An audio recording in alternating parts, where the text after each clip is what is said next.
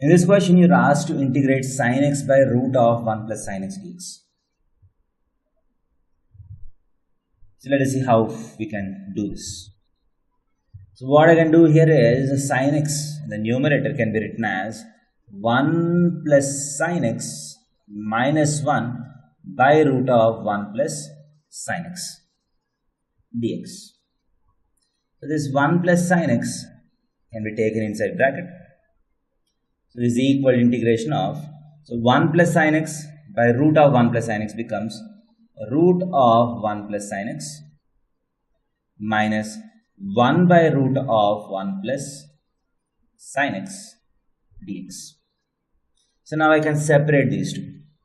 That is equal integration of root of 1 plus sin x minus integration of 1 by root of 1 plus sin x dx. And we have already seen 1 plus sin x root can be written as integration of sin x by 2 minus cos x by 2 dx minus integration of 1 by. So this is plus. Root of 1 plus sin x is sin x by 2 plus cos x by 2. So 1 by root of 1 plus sin x, that is 1 by sin x by 2 plus cos x by 2 dx. So this integration is very straightforward.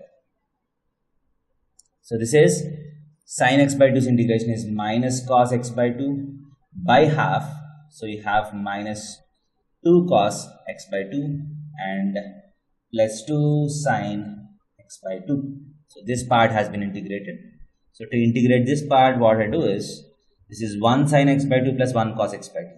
So I'll divide this with root 2 and multiply this with root 2. So I have effectively divided the denominator and multiplied the denominator with root 2. So what happens to this? This is sin x by 2 cos 45 plus cos x by 2 sin 45.